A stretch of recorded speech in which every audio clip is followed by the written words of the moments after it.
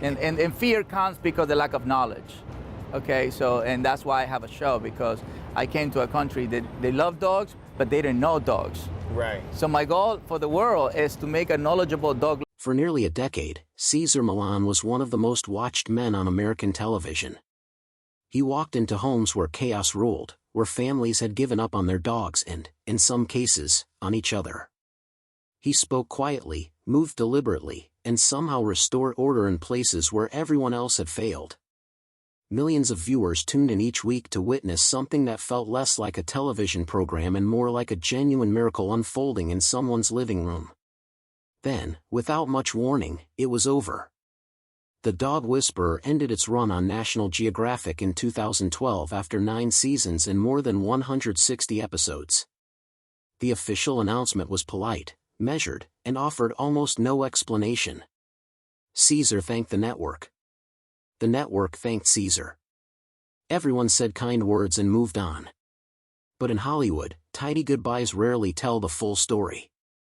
Behind the composed farewell was years of mounting pressure, professional controversy, devastating personal loss, and a private war that the cameras never captured. To understand why the show actually ended, you have to go back much further than 2012. You have to go back to where Cesar himself began. Cesar Millan was born in 1969 in Culiacan, Sinaloa, Mexico.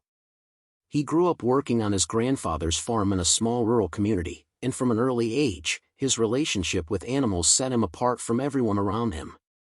While other children kept their distance from stray dogs or threw rocks to chase them off, Cesar walked toward them. He noticed something that would define the rest of his life: dogs responded not to commands, not to threats, but to energy. A calm human body produced calm animal behavior. Fear produced chaos. The observation sounds simple, but it became the intellectual foundation of everything he would later teach the world. As a young man, Cesar became obsessed with the idea of going to America. He had seen enough American movies to develop a vision of Hollywood and its world of entertainment, and he was convinced that whatever gift he had with animals could mean something in that larger world. In 1990, at 21 years old, he crossed the border near Tijuana with almost nothing. He could not speak English. He had no connections in the United States. He had a small amount of money that ran out within days of his arrival. He ended up homeless in San Diego, surviving by taking whatever work he could find, including cleaning kennels and grooming dogs for low wages.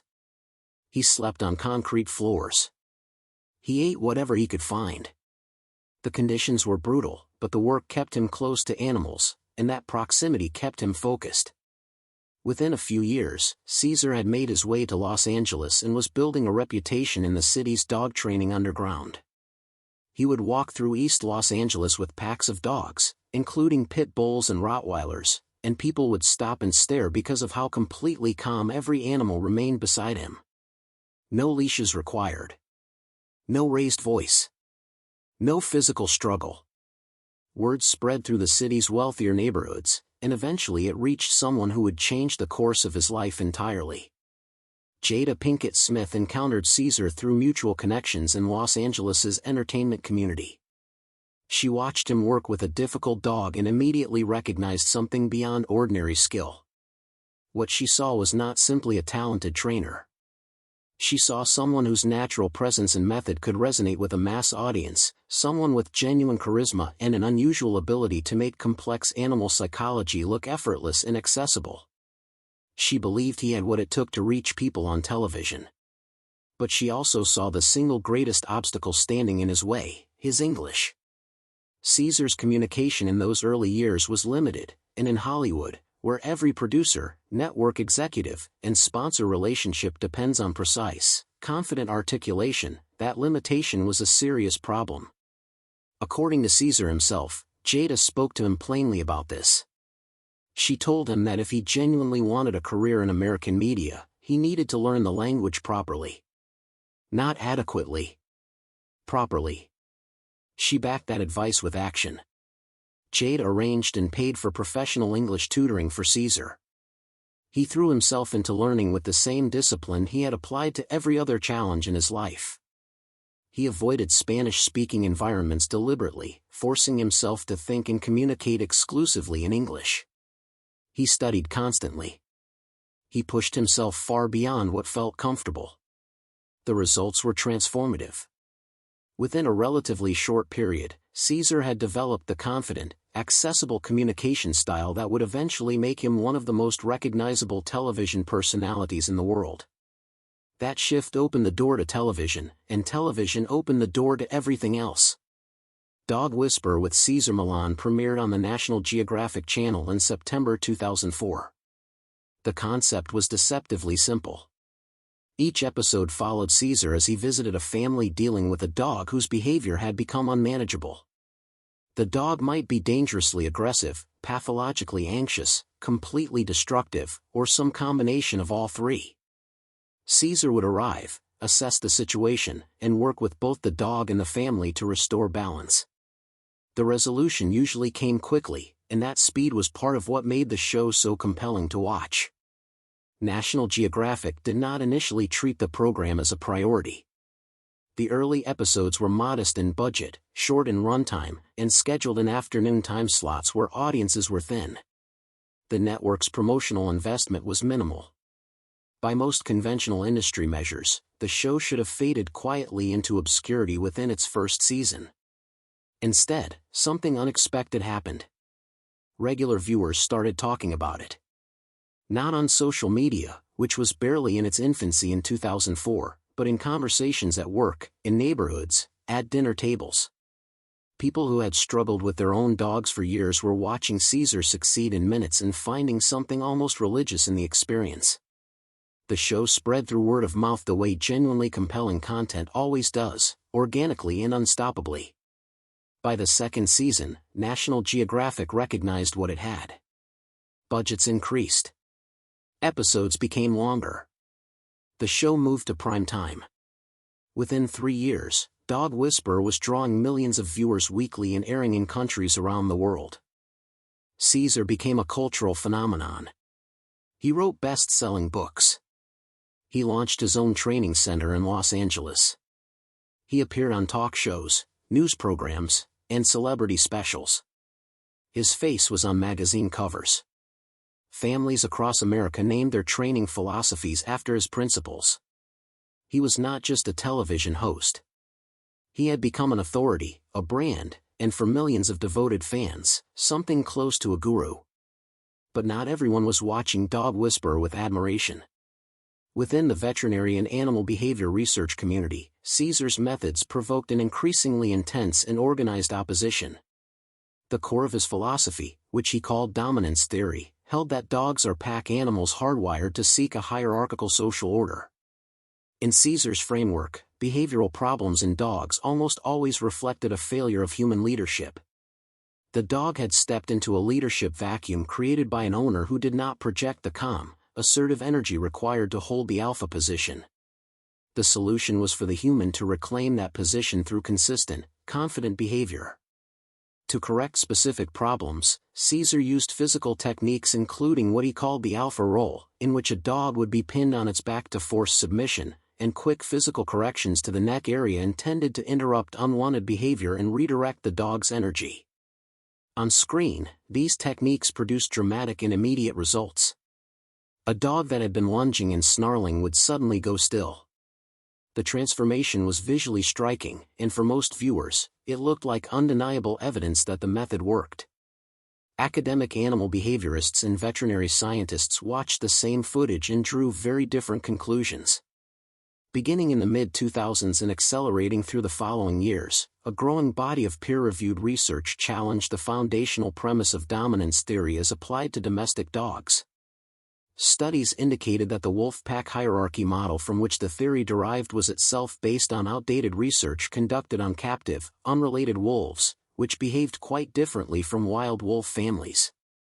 More critically, research began accumulating that suggested training methods based on fear, pain, or forceful submission could actually increase aggression in some dogs rather than reducing it, particularly in animals that were already fearful or defensive. The American Veterinary Society of Animal Behavior published formal position statements warning against dominance-based training approaches.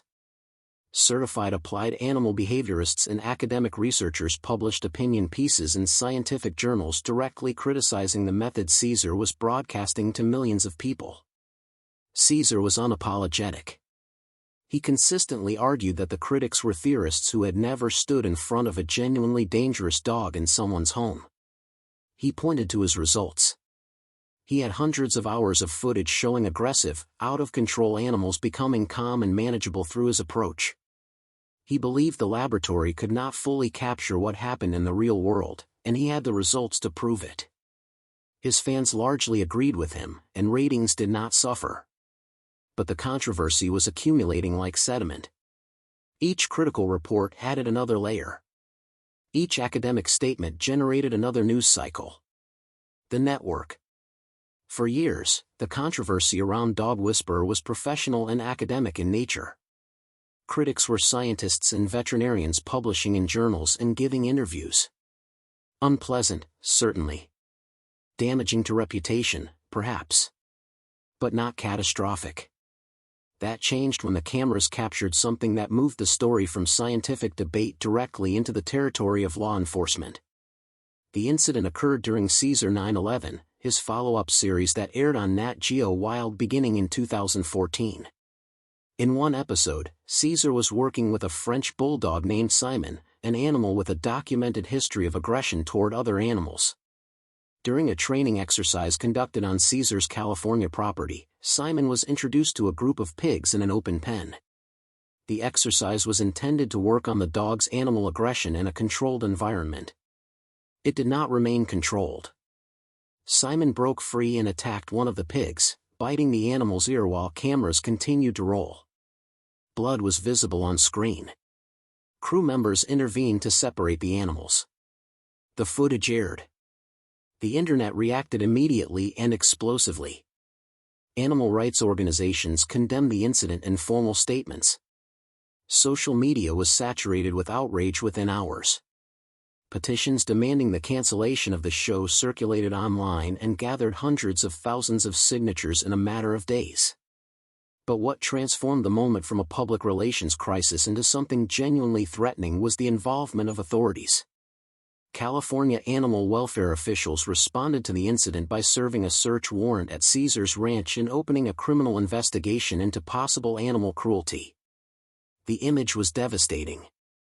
The man who had built an entire career on the premise that he protected animals and understood them better than anyone was being investigated as a potential abuser of them. Major news networks ran the story continuously for days. Critics who had spent years arguing that his methods were dangerous felt completely validated. The investigation ultimately concluded without charges being filed. Officials determined the incident was an accident that occurred during a legitimate training exercise. But the conclusion arrived after weeks of saturating press coverage that had already done enormous damage. For the executives at National Geographic, the calculation was clear.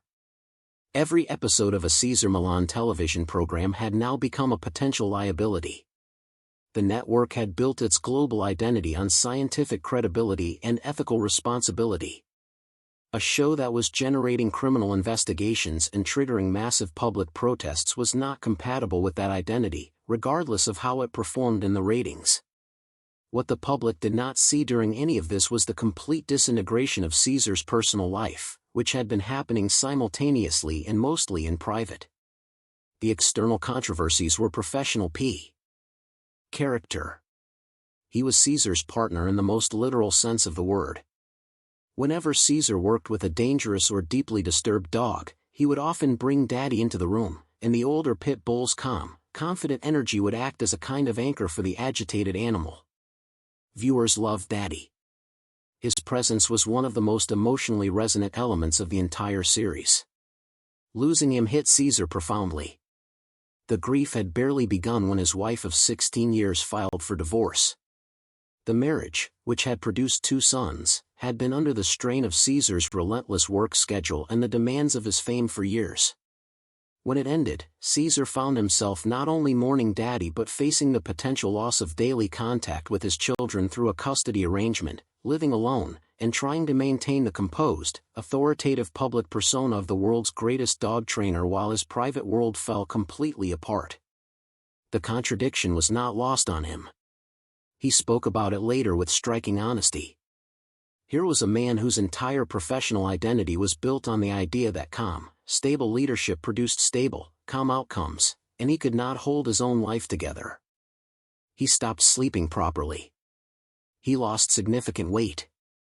Depression settled in deeply. The pressure became unbearable.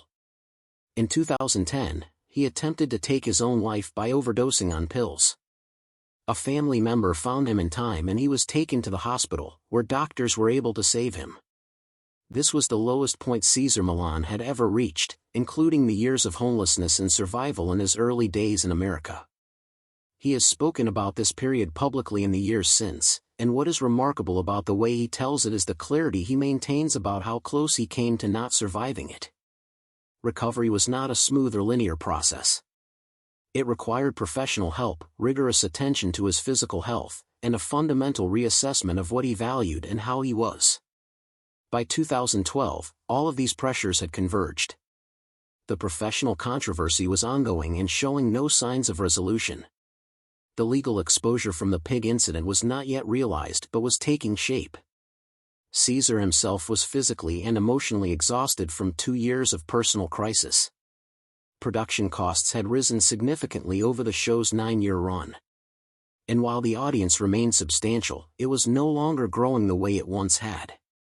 In September of that year, Cesar posted a message on Facebook announcing that Dog Whisperer had ended. He wrote with gratitude toward the network and the viewers and framed the conclusion as a natural transition rather than a forced ending. The statement was dignified and gave away very little. It was exactly the kind of public exit that Hollywood produces when the real story is too complicated and too personal to share openly. Cesar has since given a number of interviews in which he addressed the ending with more candor than the Facebook post suggested was coming. He acknowledged that the personal circumstances of 2010 had altered him permanently. The divorce, the loss of Daddy, the suicide attempt, the recovery, all of it had changed what he wanted from his life and his work. He was no longer interested in building a television empire. He was interested in rebuilding himself and in doing work that felt genuine rather than produced. He has also said that the criticism of his methods forced him into a period of genuine reflection that he found valuable despite finding much of it unfair. He does not concede that his fundamental approach was wrong. But he acknowledges that the conversation around dog training evolved during and after the show's run, and that some of the rigidity with which he presented certain ideas on television did not serve the nuance that the subject deserved. In later years, he began incorporating more elements of positive reinforcement into his public approach, not as a capitulation to critics, but as a reflection of his own continued learning. The end of Dog Whisperer did not end Cesar Millan. If anything, it clarified him. He launched a live touring show called Cesar Millan Live, which took him to venues across the United States and internationally. The format was deliberately risky, real dogs brought from audiences in different cities, unpredictable behavior, no editing, no second takes. What looked like a vulnerability was actually one of his greatest strengths on display. The ability to read an animal he had never met before and respond effectively in real time, in front of thousands of people, was exactly the skill that had made him famous, stripped of every television production tool and presented raw. The shows sold out consistently. He built a substantial YouTube presence, reaching audiences who had grown up entirely in the digital media landscape and had little attachment to cable television. He launched a podcast. He continued writing books. He developed an online training platform. He remained a highly sought speaker and public figure. He also returned to television. Better Human Better Dog, which premiered on National Geographic in 2021, showed a noticeably different Cesar Millan than the one who had defined Dog Whisperer. The approach was softer in tone, more focused on the emotional lives of the humans he was helping, more reflective about the relationship between human psychology and animal behavior. The show performed well with audiences who remembered him and found new ones who had not been watching in 2004. He remarried.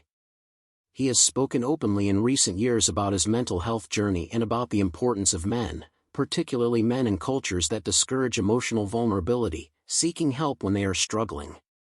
His willingness to discuss his 2010 suicide attempt publicly and without shame has been cited by mental health advocates as a meaningful contribution to reducing stigma. The real reason Dog Whisperer ended is not a single event. It is not the pig incident, although that was significant. It is not the scientific community's opposition, although that was real and sustained.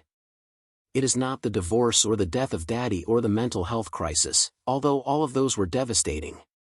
The real reason the show ended is that all of these things happened at once, to the same man, in a compressed period of time, and the cumulative weight of them made continuation impossible. A man who had survived crossing a dangerous border with